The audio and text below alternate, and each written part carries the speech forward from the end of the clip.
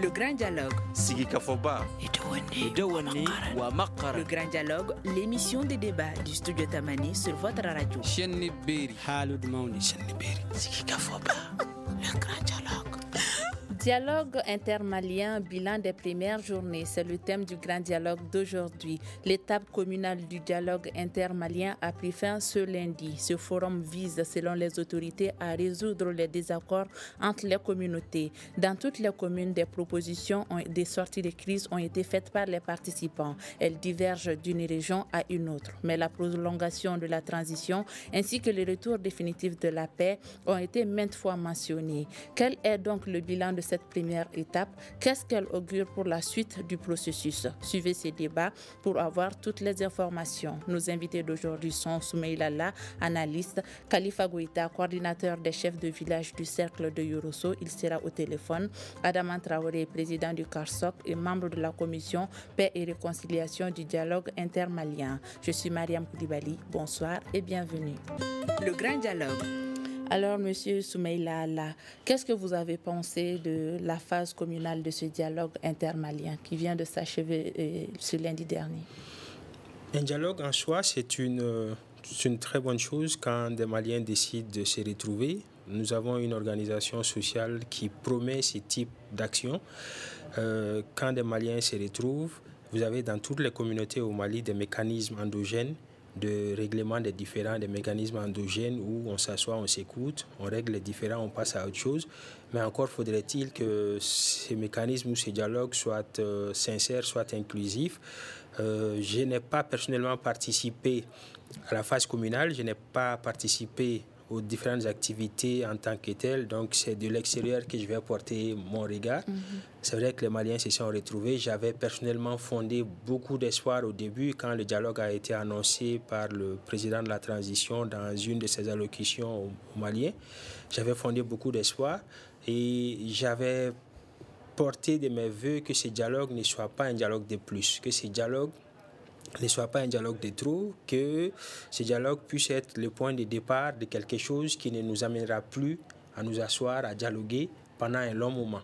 Et malheureusement, au regard de la configuration et des événements qui se sont succédés ces derniers temps, personnellement, je suis resté sur ma faim, en ce sens que pour moi, l'inclusivité n'est pas au rendez-vous.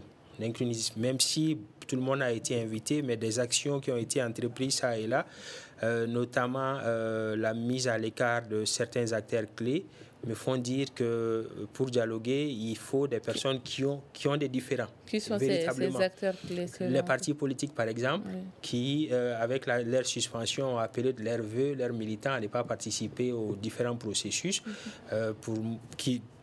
je trouve que les partis politiques sont pleinement dans leur rôle quand ils disent à leurs militants de ne pas participer, parce qu'une participation d'un parti politique à une activité comme un dialogue est éminemment politique pour les partis politiques. Donc, ils sont sur ce point en phase avec eux-mêmes, même si, personnellement, je le dis tout le temps, les partis politiques n'ont pas été constants depuis un certain nombre d'années, mais sur ce point précis, ils ont été constants. Vous avez d'autres acteurs, pour moi, sur le terrain qui étaient essentiels. Parce que le Mali, depuis plusieurs années, traverse une crise dont les ramifications sont incommensurables. Et aujourd'hui, vouloir discuter des problèmes du Mali sans certaines têtes, pour moi, ça me paraît mettre la charrue avant les bœufs. Mais au-delà de ces aspects aussi, comme je l'ai dit, j'avais fondé beaucoup d'espoir en ces dialogues. Et je suis dubitatif aujourd'hui en ce sens qu'aujourd'hui, avec tout ce qui s'est passé, toutes les configurations, je pense véritablement que ce sera un dialogue de plus qui va peut-être légitimer un certain nombre de choses. C'était la crainte de beaucoup de personnes, c'est ma crainte aussi. Et malheureusement, si c'était pour aller à ça, je pense qu'on aurait pu se contenter des recommandations des Assises nationales de la réformation. Il y a énormément de recommandations qui avaient été faites. Et si on décide de faire le bilan de ces recommandations, il y a peut-être pas les 20% qui ont été mis en œuvre. On en reviendra. D'ici là, nous allons aller à Yorosso avec M. Khalifa Goïta, qui est le coordinateur des chefs de village du cercle de Yorosso. Monsieur Khalifa, comment est-ce que vous avez apprécié cette première phase des dialogues intermaliens? Bien, je vous remercie. Je vous remercie de m'avoir donné l'opportunité quand même de donner mon idée sur ce dialogue qui vient dont la phase communale vient de s'achever. Oui. Ce dialogue, je crois, pour moi, ce dialogue a été le bienvenu. Un dialogue inter-malien. Bien sûr, j'ai assisté à la phase communale. Tous les débats, du début jusqu'à la fin. Alors bon, même si certains trouvent que ça n'a pas été inclusif, je trouve que ça a été représentatif. Représentatif, c'est-à-dire, M. Goïta? Toutes les couches étaient représentées. D'accord. Toutes les corporations étaient représentées. Parce que dans une réunion de famille, ce n'est pas tout le monde qui viendra s'asseoir et puis maintenant, ce serait une cacophonie. On a choisi, selon les corporations, des représentants qui peuvent valablement représenter le... Donc, je trouve qu'il y a eu l'inclusivité. Alors, ce dialogue, sincèrement, je l'avais souhaité depuis avant aujourd'hui, qu'on donne aux Maliens eux-mêmes la parole. Qu'ils disent ce qu'ils pensent de leur pays, de la gouvernance de leur pays, et puis du bien-être pour qu'il y ait enfin la paix. Donc, c'est... Allez-y. Pour ce dialogue, je trouve que la phase communale s'est très bien déroulée. La phase communale s'est bien déroulée. C'est votre avis, M. Traoré? Ok, bon, absolument, c'est mon avis. Vous savez, j'ai écouté le fiston tout à l'heure. Il dit qu'il est un peu dubitatif. Bon, c'est de bonne guerre. Nous sommes dans une nation plurielle. Hein. C'est ça aussi, que chacun dise exactement ce qu'il pense. Ici, il n'y a pas d'exclusion. Il n'y a pas eu d'exclusion. Tout le monde a été invité à ce dialogue-là. Le ministre d'État, le ministre de l'administration territoriale, a eu à inviter les partis politiques ensemble. Ils ont été invités, mais ils ont dû venir. Mais est-ce que tous les partis politiques ont refusé de venir à la rencontre? Non, pas tous les partis politiques. Ceux qui pensent être, ceux qui se disent représentatifs, c'est qu'ils réagissent au fait. Vous savez, il faut qu'on se dise une chose. Ce n'est pas un dialogue de plus. Non, loin s'en faut. On oublie qu'on vient de tourner le dos à quelque chose de précis. Qui est? Qui est les accords d'Alger. Cette rencontre est la réponse directe de l'abandon total des accords d'Alger. Je suis partie prenante des accords d'Alger. J'ai été le président de la société civile qui a connu la délégation au niveau des accords d'Alger.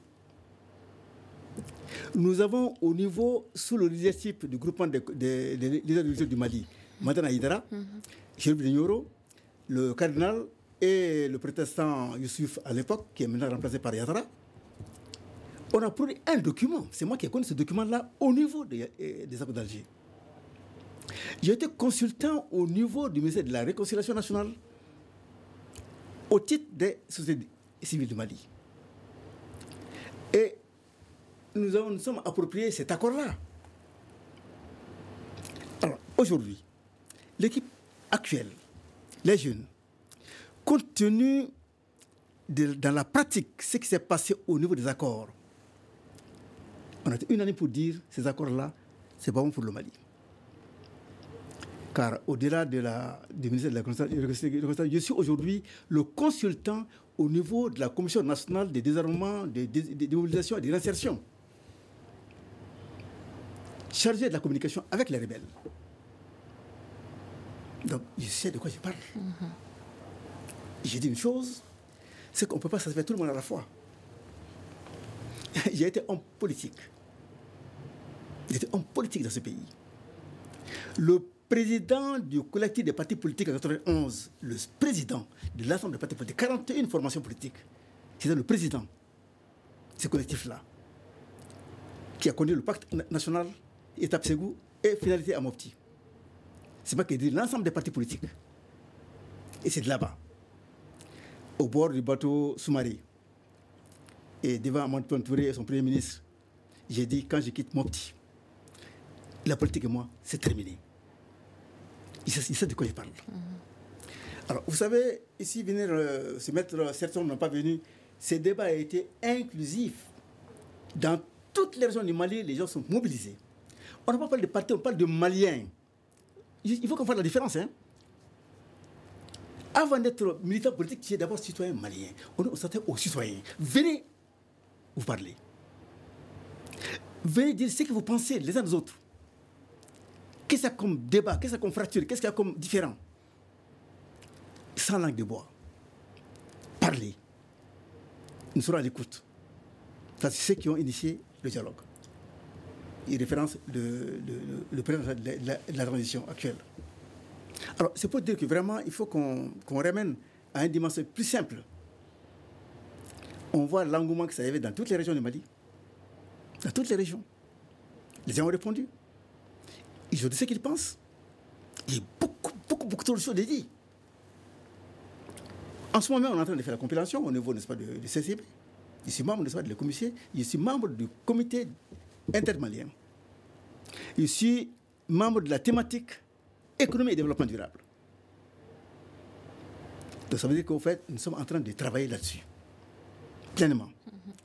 Et mon sentiment est que vraiment, ce dialogue-là a été des bienvenus.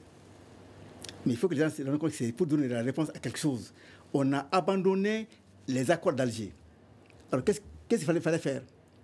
S'asseoir, se regarder?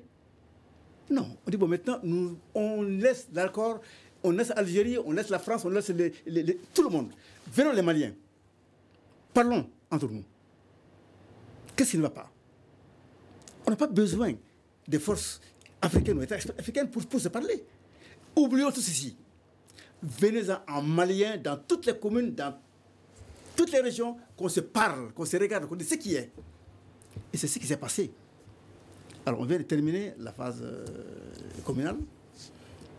Il y a le comité central de centralisation des résultats. Après, on va parler du travail du comité. Qu'ils sont en train de faire. Oui. Donc, j'ai dit vraiment, alors, contrairement à mon au fiston, oui. Évidemment, je sais que parler politique, ça me met mal à l'aise.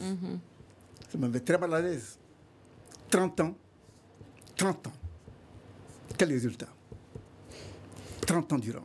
On va revenir à vous, M. Traoré. D'ici là, nous allons donner la parole à M. La. Monsieur La, votre co-débatteur vient d'évoquer un point. Il vient de dire que nous venons de tourner le dos à l'accord d'Alger. Cela change-t-il votre opinion par rapport à l'organisation de ce dialogue intermalien? Absolument pas, absolument pas. Comme mon père l'a dit, il a un très beau parcours, je le confirme, mais les appréciations sont forcément plurielles. Au Mali, de 91 à aujourd'hui, si vous faites le compte des forats, des concertations, des assises, des rencontres, des états généraux qui ont été organisés, c'est toute une panoplie. Et toutes ces activités ont mobilisé du monde. Toutes ces activités, il n'y a pas une seule activité qui est allée dans ce sens-là, qui n'a pas créé de l'engouement. Les Maliens se sont, dans leur grande majorité, mobilisés pour aller dire ce qu'ils ont à dire. Mais de 91 à maintenant, et personnellement, je pense que la seule rencontre intermalienne qui a vraiment pris et qui a vraiment donné du sens, c'était les conférences de 91. Après cette conférence de 91, je pense que toutes les autres rencontres, les forats, les assises et autres, ont été peu ou prou orientées d'une manière ou d'une autre. Mais les Maliens ont toujours été mobilisés, sont toujours venus donner leur point de vue. À quel prix? De 91 pratiquement à aujourd'hui, toutes les rencontres, les recommandations, les conclusions de toutes les rencontres sont peut-être à 80% restées lettres mortes. On rassemble les Maliens parce qu'on s'est dit qu'il y a un malaise, il y a une crise. On les rassemble, chacun vient donner son point de vue, mais en termes de mise en œuvre, il n'y a absolument rien. Et si on doit faire le bilan de ce qui a été fait avant ces dialogues intermaliens, il y a eu les assises nationales de la refondation qui, comme je l'ai dit, a donné une certaine légitimité à cette transition. Et partant de là, si on décide de faire le bilan de ces assises nationales de la refondation, le bilan, il n'est pas fameux en termes de mise en œuvre des recommandations. Il y a un comité qui a été mis en place, qui est directement rattaché à la présidence. Ce comité a fait quel travail? Je pense qu'on aurait dû faire l'audit, le bilan du travail de ce comité-là avant d'aller vers ces dialogues intermaliens. Pour dire que, dès le départ, je l'ai dit, aller au dialogue, c'est une très bonne chose. C'est une valeur endogène qu'on a au Mali. Et peu importe les problèmes, quand les Maliens s'asseyent, s'expliquent, on trouve une solution. Mais encore faudrait-il que ce soit sincère. Quand vous suspendez les activités des partis politiques à la veille d'un événement aussi majeur que le dialogue intermalien, vous leur coupez l'herbe sur les pieds, vous ne leur laissez d'autre choix que de refuser de venir votre dire ce qu'ils ont. Votre co-débatteur, M. Goïta, lui, il dit que la rencontre a été participative. Participatif, oui, on aura beau tourner, le dialogue est politique, on aura beau tourner, c'est les politiques après qui seront appelés à mettre en œuvre les recommandations de ces dialogues. Aujourd'hui, les autorités de transition qui ont la charge de conduire la destinée de ces pays, les jours où ils vont compétir comme tout le monde, ils seront considérés comme des politiques. Ce qu'ils font aujourd'hui, c'est des activités politiques et c'est les politiques qui sont amenés à conduire la destinée de ces pays. Les citoyens s'expriment et c'est les politiques qui sont chargés de la mise en œuvre. Donc, quand vous excluez ces politiques aujourd'hui, quand vous excluez des acteurs qui sont quelque peu, on va dire, indispensables à ces processus-là, qui doivent se l'approprier, vous créez une situation qui va faire qu'a posteriori, ces politiques-là ne vont pas donner de légitimité à tout ce qui a été dit parce qu'ils n'ont pas été associés. Et là, ça peut poser problème dans les années à venir. Alors, M. Goïta, au niveau du cercle de Yorosso, quelles ont été les propositions faites, les propositions phares faites par les panélistes? Les propositions étaient nombreuses. Mais les plus importantes, on va dire. Voilà, c'est ça. Donc, nous avons parlé de la réconciliation, du pardon, et le dialogue entre Maliens, comme on vient de l'initier. Et en termes de gouvernance, nous avons surtout nous nous sommes appesantis sur l'impunité dans ce pays-là. Parce que, enfin, madame, moi, je ne sais même plus ce que veulent les Maliens. Ça veut dire, si je dis les Maliens, je vais parler des politiciens. Ça veut dire qu'il y a deux langages. On ne peut pas vouloir d'une chose et de son contraire.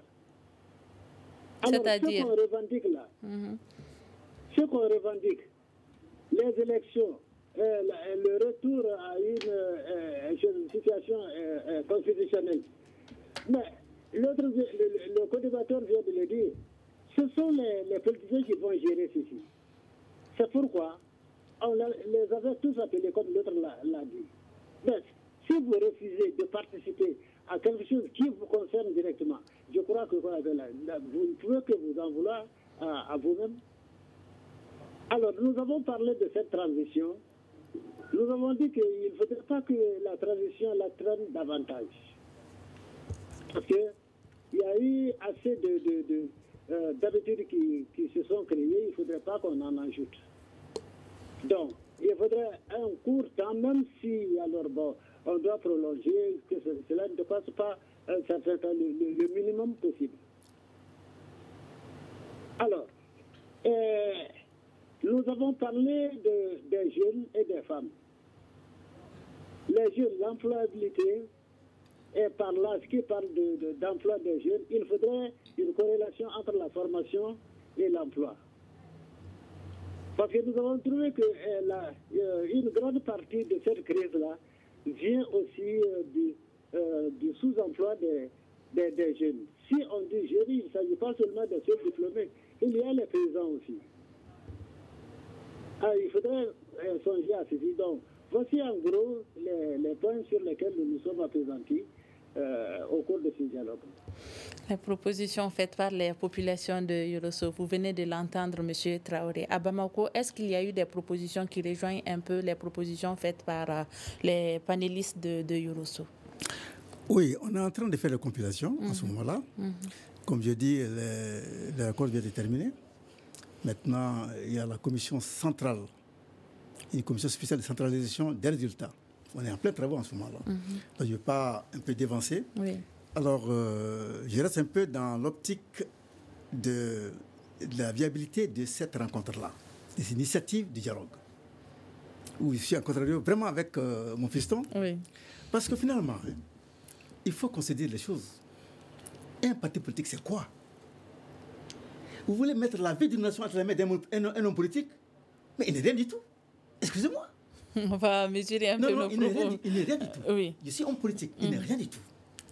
On dit la démocratie, c'est du peuple, par le peuple et pour le peuple. C'est le peuple qui est au centre de tout. Un groupe d'hommes, c'est ça pour dire qu'on a un projet de société qu'on va soumettre à la population. Si ça vous convient, vous allez nous confier votre destinée. Ça ne veut pas dire que je ne viens pas, mais il reste chez toi. Si tu as l'ambition de diriger un pays, en aucune façon, tu ne dois pas pouvoir refuser une rencontre. La transition a suspendu les activités politiques, pas les partis politiques. Il a sur choix à toute activité politique, comme on a vu partout ailleurs au monde, partout ailleurs au monde. Alors maintenant, on dit en tant que citoyen, avant d'être homme politique, tu es citoyen d'abord. Viens chez toi, viens avec ta population, écoute ta population, dis-leur ce que tu veux, ils doivent te transmettre ce qu'ils veulent, qu'on puisse maintenant, une fois pour toutes, nous parler nous-mêmes, entre nous, sans intermédiaire, sans interférence. C'est là le fond de mon débat. Je ne suis pas dans un confort politique. Parce que je suis homme politique. Hein? Mais il a dit, de 91 à maintenant, on a fait quoi? Le débat de la conférence nationale, c'était sur mes épaules à moi. Tout le monde le dira, on m'a dit. Le pacte national, c'est le père du pacte national. Si c'est pour moi, il n'y a pas eu de pacte national au Mali. En 91, on était encore en pleine guerre avec la rébellion. C'est moi qui ai motivé le pacte. Avec Omarton Touré, au niveau de la conférence nationale. Parce que j'étais le président du collectif des partis politiques du Mali, y compris tous les grands partis qui vont adhérer, tout ça. J'étais le président, moi, de tous les partis politiques. Mais au sortir, il a dit, il y a eu combien de forats, il y a eu combien de rencontres. Mais ne faites pas d'illusions, les partis n'ont pas de militants. Avec tout ce qu'il y a comme débat, c'est effroyable. Alpha a été élu à 18%. Taux national, 18%, c'est unique dans le monde. Avec tout ce qu'on a vu, avec tous ces débats. Mais après, a-t-on jamais atteint 42 ou 43% de taux de participation? Mais où sont ces militaires-là? Aujourd'hui, le Mali fait 26 750 000 habitants. Et lui, c'est le premier bétonnier, c'est ce tien. On avait 26 750 000 habitants aujourd'hui. 22 millions 26 750 000 habitants. Non, 22 millions. Selon les derniers RPI. Moi, je te parle de 26, ne t'en fais pas. Vous savez, il y a beaucoup de choses. Hein. Il y a encore des gens qui n'ont même pas de date de naissance. Nous on est dans toutes les communes. On est dans toutes les familles. Ce que nous avons entre les mains, c'est différent de ce que les sociétés ont. Il y a des enfants qui n'ont même pas de date de naissance. Ils ne sont même pas enregistrés. Quand on dit, je ne parle pas dans le vide. C'est ce que je dis, moi. On a plus de 26 millions d'habitants au Mali. Alors, si on revient à ces 22 millions d'habitants, aux dernières élections, n'est-ce pas, de Amadou Touré, officiel, il y a eu le taux de participation. C'était quoi le taux de participation? On a pu recevoir seulement 6 millions et quelques. Et sur les 6 millions, il y a 36%. C'est quoi? Et l'ensemble des partis politiques étaient derrière Amadou. Amadou présidentiel, tout le parti politique, Adema, URD, tout le monde était avec Amadou. Pour 36% sur 20 et quelques millions d'habitants. Vous savez quoi? Non. Je veux qu'on sorte de ce débat politique. Qu'on oublie cette affaire politique. Qu'on revienne malien. Ils n'ont pas parlé de politique, ils ont dit les entre Maliens. Tu es Malien avant tout, avant d'être politique là. Tu aimes ta région, tu aimes ton terroir. On dit, nous y allons pour les écouter. Venez avec nous. Tu dis que moi je ne viens pas. Alors, après tu te plains? Non, le peuple n'a pas exclu. Le peuple n'a dit qu'ils ne viennent pas. Je répète, le ministre d'État a fait une correspondance qui a adressée au plus grand. Enfin, il y a 293 partis. Vous savez, 293, on sait ce que ça vaut. Ils ont pris les plus représentatives à qui ils ont envoyé des correspondances. Pas les 293, pas les 293, c'est des problèmes de grains. On ne sait pas, de 20 types, on va sérieux. Bref, 293 partis pour un pays. Le Mali, sont sérieux. Donc, je veux dire, fiston, sortons du débat politique.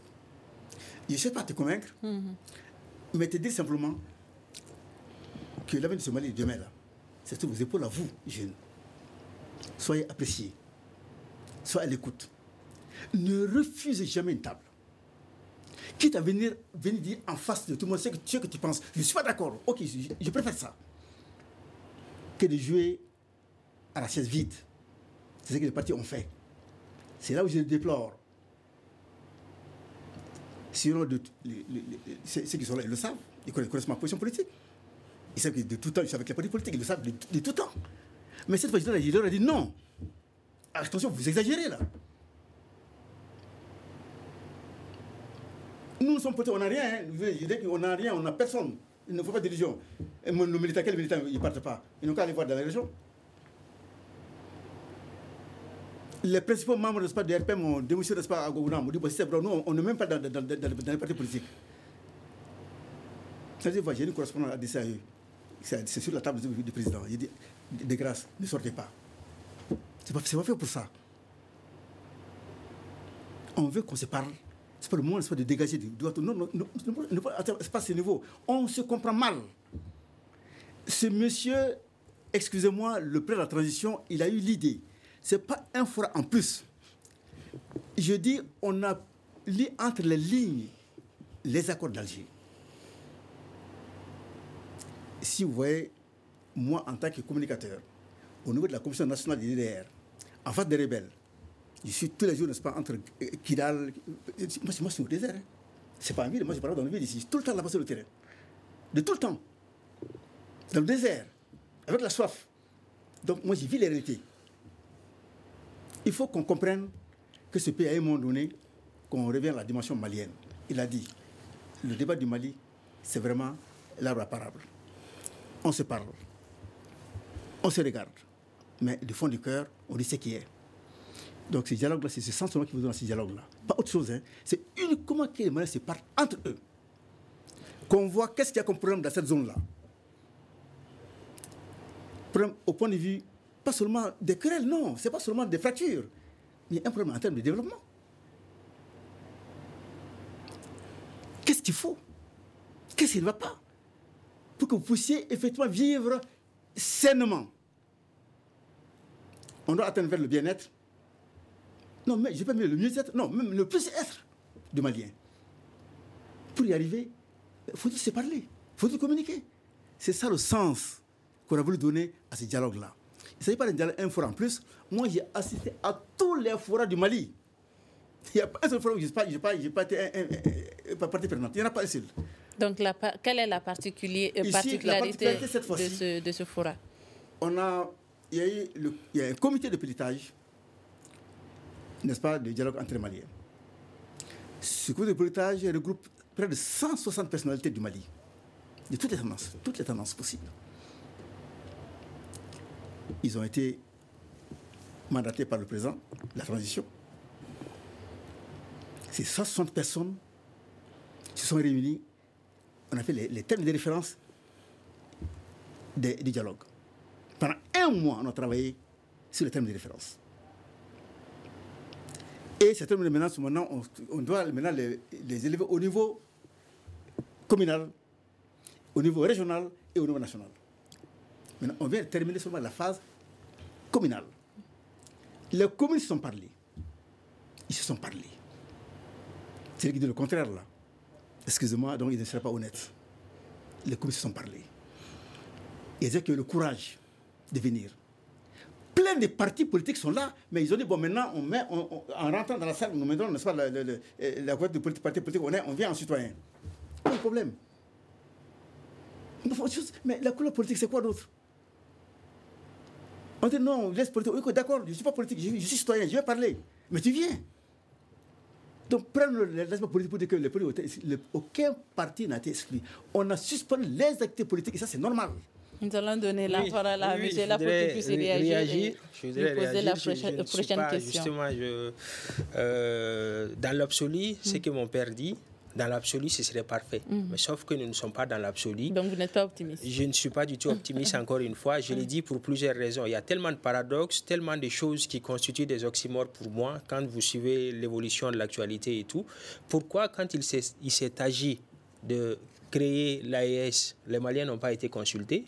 Pourquoi, quand il s'est agi de quitter la CEDEAO, qui est quelque chose d'extrêmement grave, qui engage les Maliens sur beaucoup de points, beaucoup de Maliens n'étaient pas d'accord, certains étaient d'accord. Pourquoi les Maliens n'ont pas été consultés sur la sortie de la CEDEAO? Pourquoi les Maliens n'ont pas été consultés sur un certain nombre de décisions? La fin de l'accord d'Alger, la mise en œuvre de l'accord d'Alger. Quand on sait que les Maliens avaient préconisé plutôt, lors des assises, une relecture, une révision.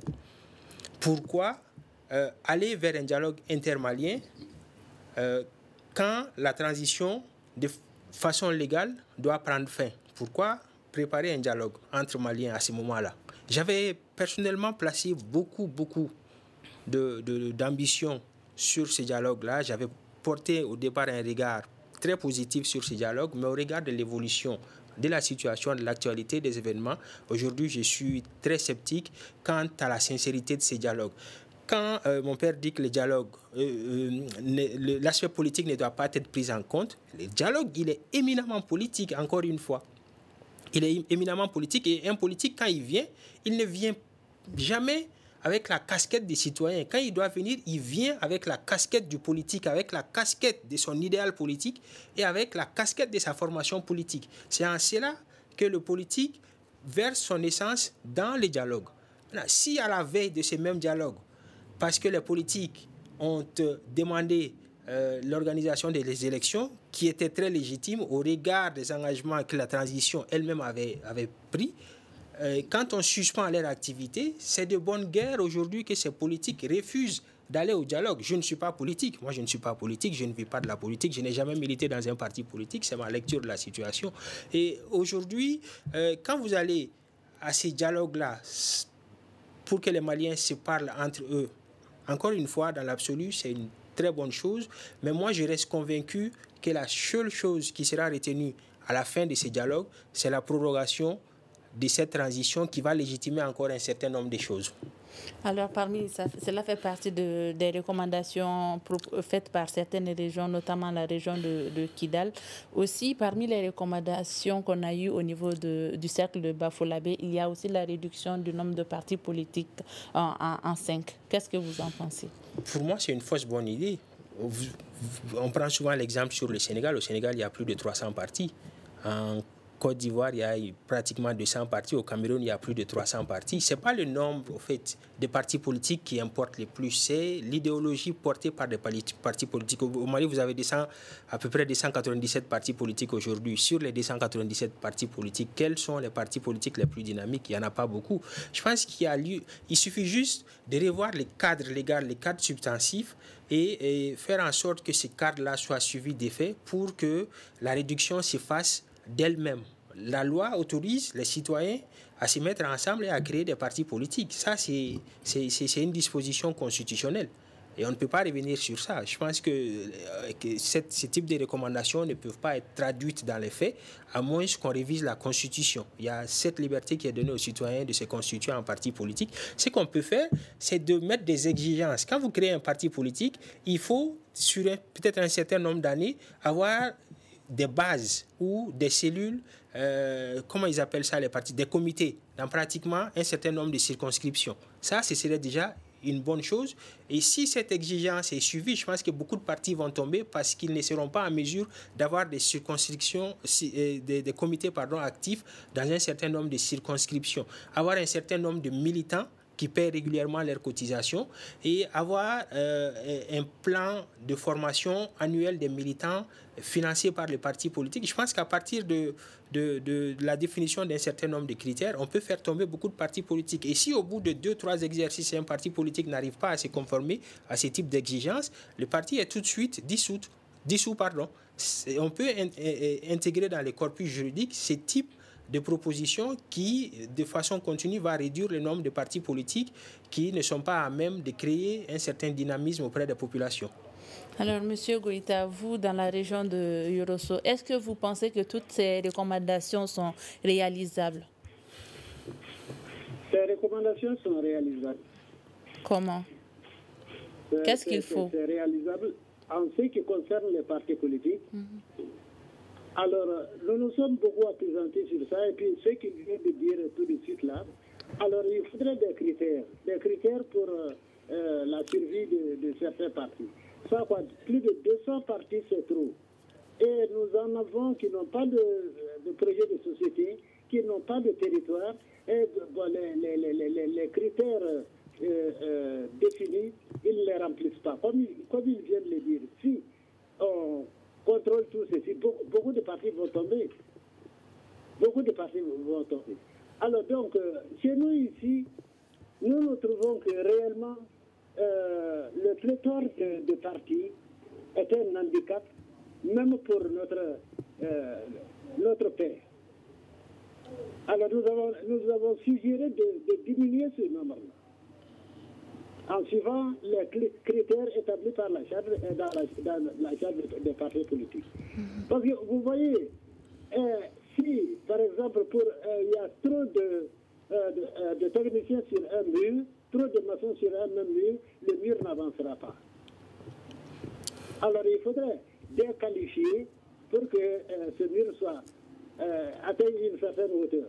Alors donc, maintenant, ces partis politiques, il faudrait un critère de choix, de vitalité pour ces partis, pour qu'on les laisse continuer. Bien sûr, en 91, on avait dit le multipartisme intégral.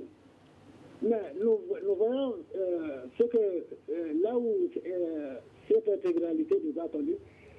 Et aussi, beaucoup de ces partis ne pensent pas malien, ils pensent autrui. Parce que, comme on le dit en Bamara,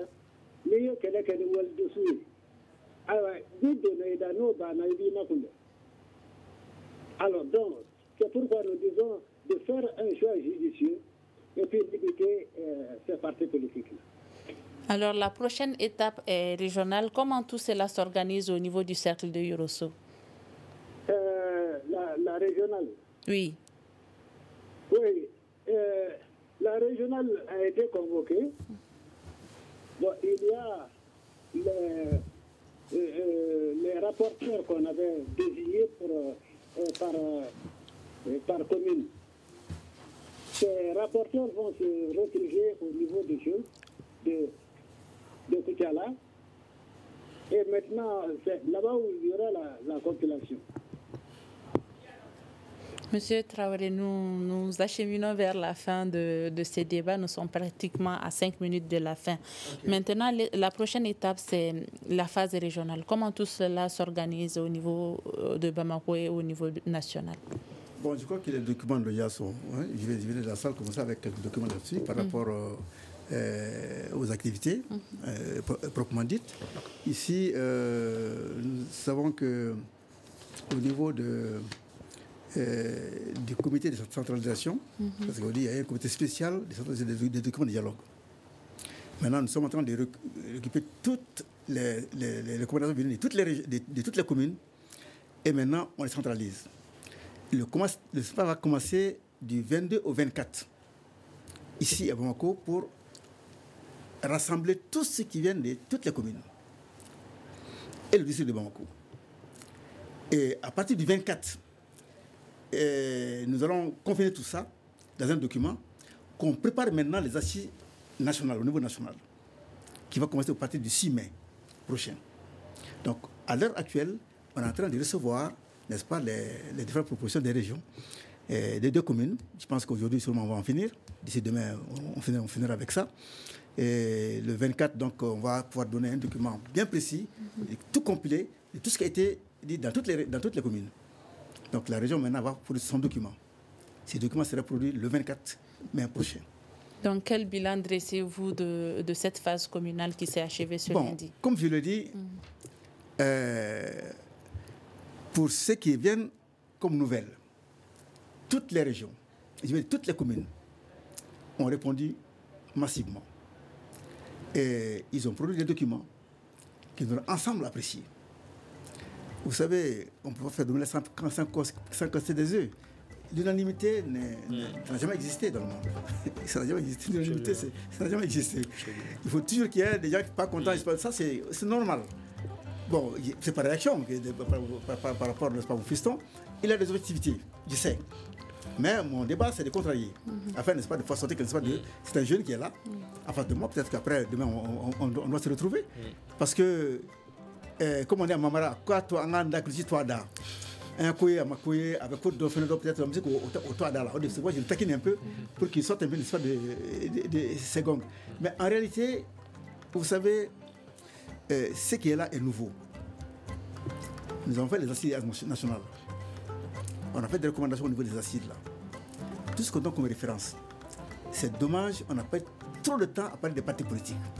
Alors, j'ai simplement résumé pour qu'aujourd'hui, ce dialogue intermalien, il n'est pas politique, il est uniquement intermalien. C'est le peuple qui doit parler. C'est par rapport à ça que j'ai voulu donner une flèche pour dire que, vous savez, les partis, quand tu es homme politique, tu veux le bien de ton pays. On dit, bon, laisse l'aspect politique. Ok, je viens. Mais je viendrai dire, moi, ce que je ne sais pas comme politique. En face. Mon accord, je ne suis pas d'accord, je le dirai en face. Je ne peux pas me deviner. C'est là où je reproche le parti politique. Nous sommes pratiquement à la fin de l'émission. Nous Merci. allons donner la parole à M. Ella. Monsieur Ella, qu'est-ce que vous attendez aujourd'hui? Qu'est-ce que vous espérez? Vous êtes un peu dubitatif par rapport au dialogue intermalien. Qu'est-ce qu'il faut aujourd'hui pour une sortie des crises au Mali? Qu'est-ce qu'il faut? Il faut que les Maliens se retrouvent. Il faut un dialogue sincère et vraiment inclusif. Comme je l'ai dit, ce qui se passe au Mali, c'est incommensurable. Le fossé est trop profond, les Maliens sont très divisés et on a l'habitude chez nous depuis très longtemps de déplacer les problèmes au lieu d'aller vers des solutions définitives. De déplacement à déplacement, on revit les mêmes cycles. Et je dis que nous sommes l'un des rares peuples ces derniers temps à ne pas apprendre de ses erreurs, à ne pas apprendre des échecs. Et aujourd'hui, je pense que véritablement, il faut une dynamique qui puisse nous sortir de tout ça. Et cette dynamique doit forcément être sincère et inclusive. Sincère et inclusive. C'est sur ces mots de M. Soumeila Lalla que nous refermons ce débat dont le thème portait sur le dialogue intermalien, bilan des premières journées. Nos invités, comme je le disais, étaient Soumeila Lalla, analyste, Khalifa Goïta, coordinateur des chefs de village du cercle de Yorosso, Adama Traoré, président du CARSOC. Il est membre aussi de la commission intermalien. Je suis Mariam Koulibaly. J'ai eu le plaisir de vous présenter cette émission réalisée par Sekou Gadjigo. La partie technique était assurée par Adjaratou Traoré et Salim Douara. Merci et à demain.